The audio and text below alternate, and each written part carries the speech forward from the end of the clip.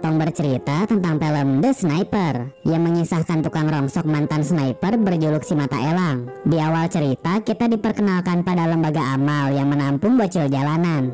Padahal semua itu hanya kedok belaka, sebab mereka menculik bocil-bocil untuk diambil organnya dan dijual ke pasar gelap. Oleh karena itu, kapten bernama Ming dan pasukannya ditugaskan untuk mengepung tempat tersebut. Tugas mereka hanya satu, yaitu membunuh si bos gangster. Ming pun segera menggunakan snipernya untuk memantau tempat itu. Akan tetapi keberadaannya dilihat bocil bernama Jin yang menggunakan botol Pepsi sebagai teropong. Bakatnya ini membuat Ming kagum, sampai-sampai dia tidak peduli jika si bos gangster datang. Tak lama dari itu, Jin pun ditarik paksa oleh penjaga di sana untuk dibedah.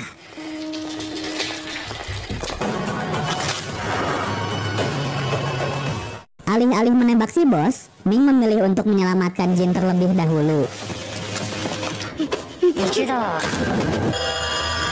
Namun ketika giliran si bos, tembakannya meleset dan itu membuat penjaga mengetahui keberadaan mereka, sehingga pertempuran sengit pun tak terhindari.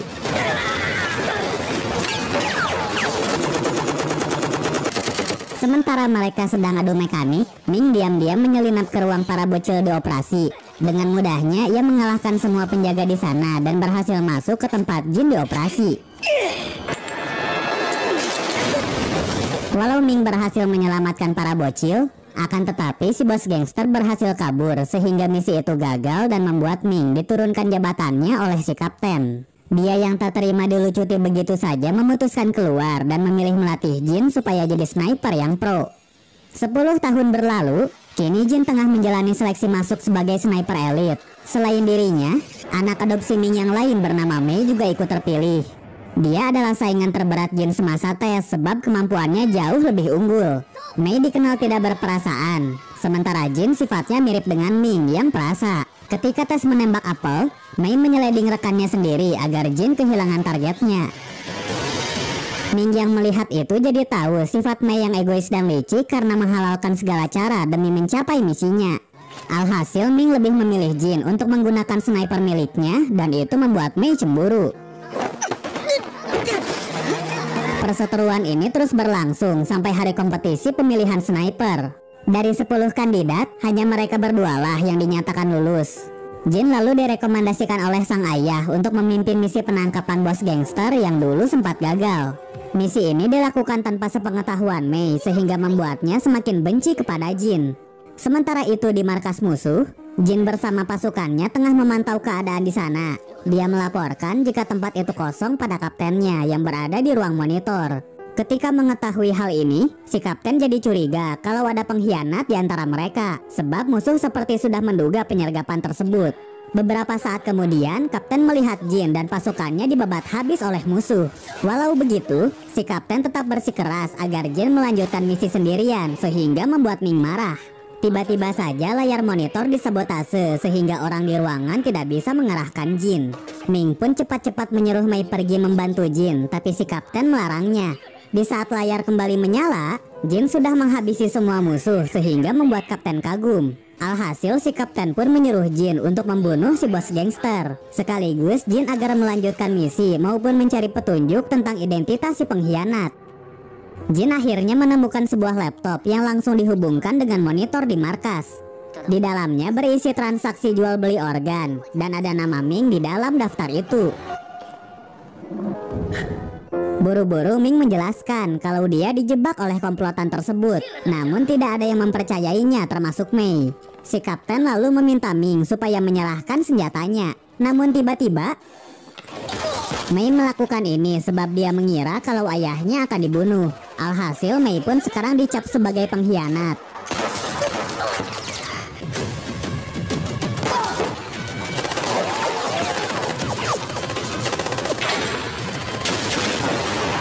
Jin yang mendengar suara tembakan memutuskan untuk balik ke markas. Sesampainya di sana, si kapten yang sekarat memberitahunya tentang pembelotan yang dilakukan Ming dan Mei. Pada awalnya Jin tidak mempercayainya, sampai suatu ketika kepalanya ditodong oleh Ming dari belakang. Jin masih tidak bisa menerima kenyataan pahit ini. Ia bertanya kenapa ayahnya tega bekerja sama dengan gangster yang telah menculiknya.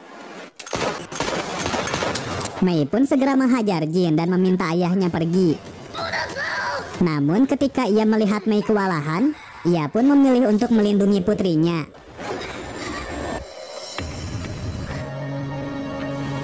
Di luar sana, si bos gangster datang untuk membazoka persembunyian para sniper. Ledakan itu meluluh lantahkan tempat itu dan hanya Jinlah yang selamat. 8 tahun berselang setelah kematian mereka, Jin memilih jadi tukang rongsok yang kerjanya mabuk-mabukan. Hidupnya berubah drastis dan ia menjadi pengecut. Dia melihat seorang bocil yang dikejar preman pasar dan memanggilnya ayah. Sontak para preman menghajar Jin karena anaknya telah mencuri uang mereka. Setelah puas menghajarnya, para preman mengambil uang di saku Jin lalu pergi. Karena uangnya diambil, Jin pun memaksa bocil yang bernama Feng agar dipertemukan dengan orang tuanya. Di sana ia dipertemukan dengan ibunya yang bernama Li, yang berprofesi sebagai penari tiang yang merentalkan lubangnya. Berhubung Li tidak punya uang, sebagai gantinya ia menawarkan Jin membawa anaknya. Jika hutangnya sudah lunas, maka Feng baru diperbolehkan pulang. Sejak saat itu, Feng diminta Jin membantunya mengumpulkan rongsok. Kehadiran Feng ternyata malah menambah beban hidupnya Jin. Contohnya ketika motor Jin mogok, Feng yang berniat membantunya malah menyebabkan motor Tosa itu tiguling. Selain itu, ketika Feng disuruh memperbaiki kipas, baling-baling kipas itu malah berubah jadi suriken. Akibatnya kipas Kosmos Wadesdes tidak bisa dijual sehingga membuat penghasilan Jin berkurang. Alhasil uang itu hanya cukup untuk beli ciu gentong dan sisanya dipakai untuk membelikan Feng buku.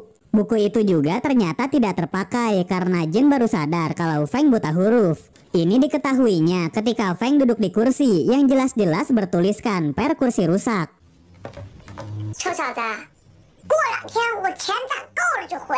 Sebagai ucapan terima kasih karena telah merawat sekaligus mengajarkan Feng membaca, maka Li pun memasakkan makanan untuk Jin. Ia bercerita pada Jin kalau Feng adalah anak kakak perempuannya yang mati overdosis. Sang kakak juga terlilit utang sehingga membuat Li harus menjual dirinya demi melunasi utang dan menghidupi Feng. Suatu hari di dekat klinik, Feng melihat poster donor darah yang menawarkan banyak uang. Feng pun tertarik, namun ia dilarang oleh Jin untuk ikut donor darah. Feng yang sedang belajar tidak sengaja melihat ke sela-sela lantai dan melihat sebuah pintu.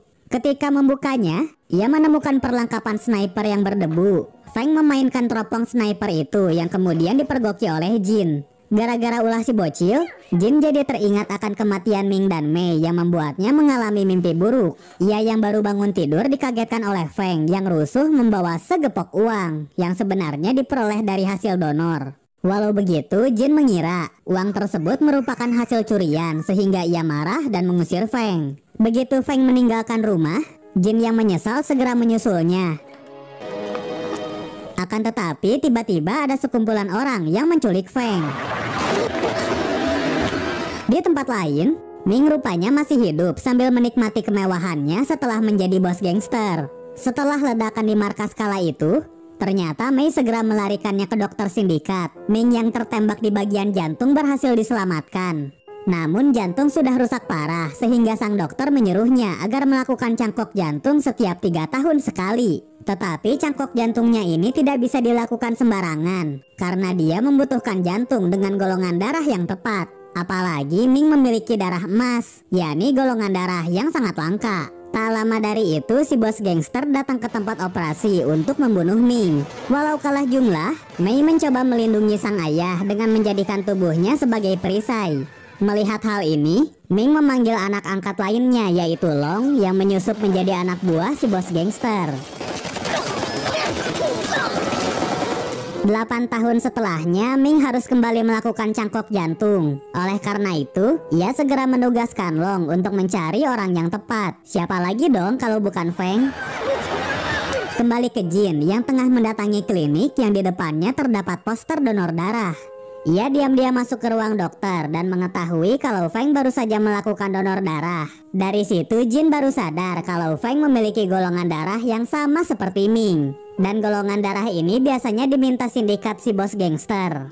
Oleh karena itu, ia menyerang seorang dokter untuk menanyakan alamat baru tempat persembunyian sindikat ini. Dokter pun memberi kartu yang berisikan alamat yang dimaksud. Dan Jin pun segera menuju ke sana. Di sana, ia menyamar jadi OB dan tempat yang pertama kali ia datangi adalah kamar mayat. Jin tahu kalau para bocil yang diculik pasti tidak akan dibiarkan hidup terlalu lama karena akan segera dioperasi. Jin yang tidak menemukan jasad Feng segera pergi menuju ke tempat operasi. Dokter si bos gangster sadar bahwa Jin adalah penyusup karena wajahnya begitu asing. Si dokter pun segera menyuntiknya dengan obat bius. Jin mematahkan tangannya dan bertanya tentang keberadaan Feng. Sebelum si dokter sempat menjawab, ada seseorang yang menembak dan membunuhnya. Telepon si dokter seketika berdering dan Jin melihat kalau yang meneleponnya itu adalah Mei. Di saat terpojok, Jin tidak kehabisan akal. Ia tahu jika setiap tembakan Mei dari waktu ke waktu akan semakin melambat. Alhasil dia pun menggunakan cermin bedah untuk mengaburkan pandangan Mei. Dan memanfaatkan waktu yang ada untuk lari berlindung di balik kasur bedah yang didorongnya ke titik buta.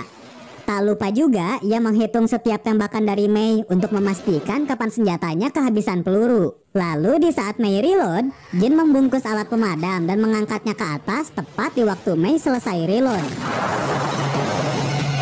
Perhitungannya yang tepat akhirnya membuat Jin bisa lolos. Namun bukan berarti pertarungan selesai.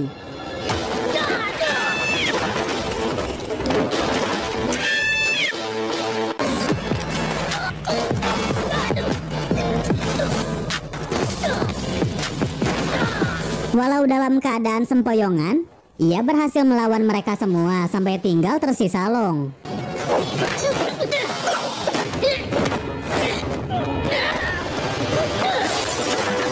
Jin pun jatuh dan sempat menarik kalung milik Long.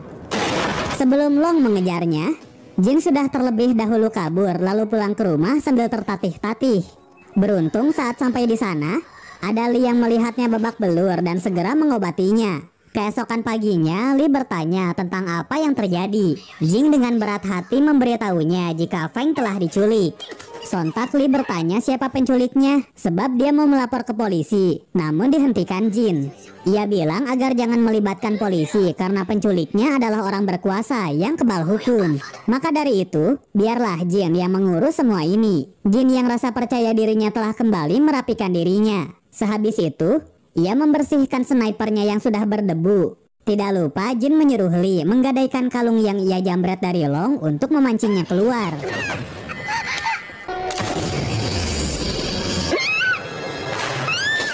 Long yang terpojok akhirnya mau membawa Jin ke tempat para bocil diculik. Tetapi Jin malah dibawa Long ke ruang operator. Mengetahui Long telah mempermainkannya, Jin pun memutuskan untuk menghabisinya.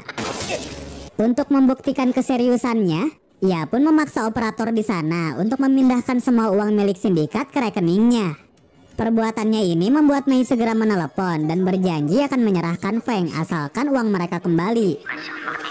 Mei pun menepati janjinya dan mengikat Feng di kursi untuk dijadikan umpan. Sementara Mei bersembunyi di atas gedung, tak lama dari itu Li datang melepaskan ikatan Feng. Sesuai perjanjian, Li menunjukkan flash disk berisi pin rekeningnya. Mei yang menyadari orang itu bukanlah Jin berencana membunuh Li. Akan tetapi Feng sudah keburu ditodong oleh Li, sehingga Mei menunda tembakannya. Ia tidak mau mengambil risiko karena takut tidak bisa membawa Feng hidup-hidup untuk diambil jantungnya. Alhasil Mei membiarkan Feng dan Li pergi. Akan tetapi anak buahnya Mei sudah keburu datang. Jin segera melindungi mereka dengan menembaki para penjaga. Dan itu dimanfaatkan Li serta Feng untuk kabur.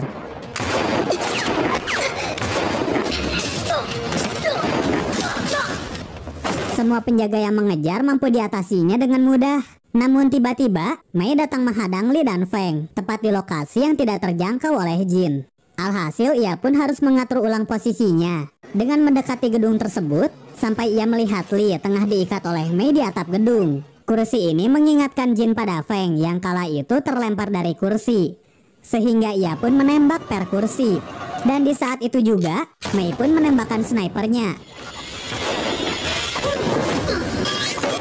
Hentakan kursi itu membuat Mei terpental sehingga membuatnya terjatuh dari atap gedung dan meninggoy.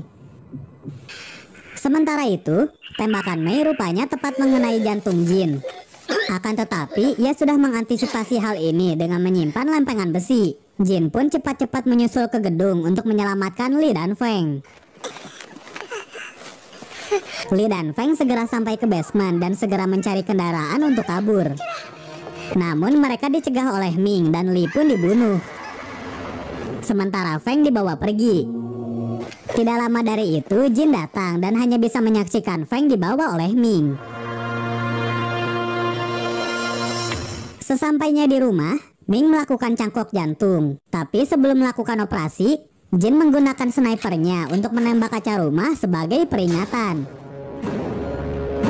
Buru-buru Ming memerintahkan anak buahnya untuk berjaga. Sementara yang akan menghadapi Jin adalah para sniper. Penyerbuan ini akan diarahkan langsung oleh Ming karena dia tahu kelemahan Jin yang lambat saat menarik pelatuk.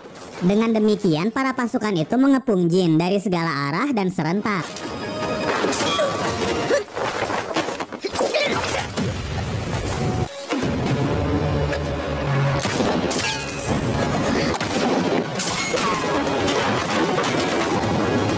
Walau sudah dikasih kisi-kisi oleh Ming mengenai kelemahan Jin, para sniper ini bukanlah tandingannya.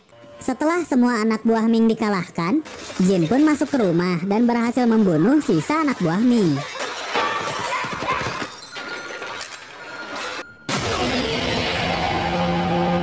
Sekarang dia dan Ming bertatap muka, dan tanpa rasa takut, dia melepaskan rompi dan snipernya seakan-akan merelakan dirinya ditembak.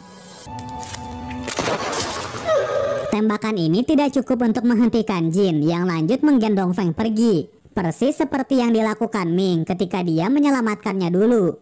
Jin yang pasrah membuat Ming malu dengan perbuatannya, sehingga ia memilih untuk membiarkannya membawa Feng. Pada akhirnya, Ming pun meninggal karena komplikasi jantung yang dideritanya selama ini.